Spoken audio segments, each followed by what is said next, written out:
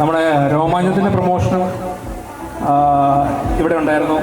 അപ്പോൾ അതിനും നിങ്ങൾ തന്നൊരു ഓളമുണ്ട്. ആ ഓളം പിടിച്ചാണ് ഞങ്ങൾ പിന്നെ അങ്ങോട്ട് പോയത്, ബാക്കി പ്രൊമോഷൻസ് എല്ലാം പോയത്.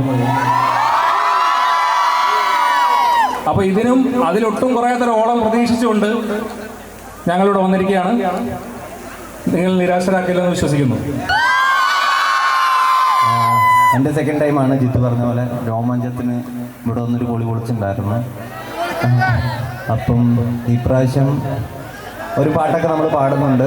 അപ്പം ടാക്സിനെ കൊണ്ടുവന്നുണ്ട്. നമുക്ക് രാജമാണിക്കോ ധനുഷിന്റെ മാരിയൊക്കെ ആയിട്ട് തോന്നുന്നുണ്ട്. അതേപോലത്തെ ഒരു ക്യാരക്ടർ ആയിരിക്കുമോ? അതേപോലത്തെ ഒരു ക്യാരക്ടർ അല്ല. എനിക്കൊന്ന് ടീസർ മാത്രമല്ലേ കണ്ടുള്ളൂ, അതുകൊണ്ടായിരിക്കും അങ്ങനെ തോന്നിയത്. സിനിമ മുഴുവൻ കാണുമ്പോൾ അത് വേറെ തന്നെ ഒരു ക്യാരക്ടർ ആയിരിക്കും. ഇനിയിപ്പോൾ വേറെ സിനിമ കാണുമ്പോൾ നിങ്ങൾ ചോദിക്കും അത് രംഗ പോലത്തെ ക്യാരക്ടറാണോ, നിങ്ങൾ വേറെ പടം കാണുമ്പോൾ ചോദിക്കും അതുപോലത്തെ ഒരു ക്യാരക്ടറാണ്. സോഷ്യൽ മീഡിയയിൽ പലരുടെയും സംശയമാണ് രോമാഞ്ചത്തിന് സൈഡ് തന്നെയാണ് രംഗണെന്ന്. അത് ഇതാണോ അതല്ലേ സംശയം തീർത്തത്? ഇതല്ല, ഇത് വേറെ രംഗമാണ്. രോമാഞ്ചമായിട്ട് യാതൊരു ബന്ധവുമില്ല ഈ സിനിമയ്ക്ക്. ആവേശം വേറെ തന്നെ ഒരു സിനിമയാണ്. അതിലെ അപ്പിയറൻസിൻ്റെ ഒരു സിമിലാരിറ്റി വന്നതെന്ന് മാത്രമേ ഉള്ളൂ. അതുകൊണ്ട് ഇപ്പോൾ നിരാശയാണോ സന്തോഷമാണോ മനസ്സിലാവുന്നില്ല.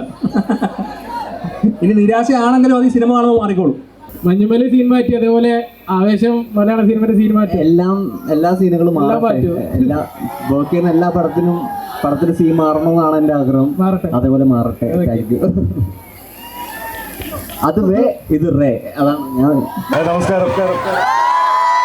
ഞാനും ഇതുപോലെ രണ്ടാമത്തെ തവണ വരുന്ന രോമാഞ്ചത്തിന് വന്നിട്ടായിരുന്നു. എൻ്റെ വീട് ഇവിടെയാണ്, മ്യൂസിക് കോളേജിൻ്റെ അടുത്താണ് വീട്. അപ്പോൾ പടം ഏപ്രിൽ 11-നാണ് ആവേശം. എല്ലാവരും തിയേറ്ററിൽ തന്നെ പോയി കാണണം. നമ്മുടെ പ്രൊമോഷനുമായിട്ട് വന്നാൽ എന്തായാലും താങ്ക് യു.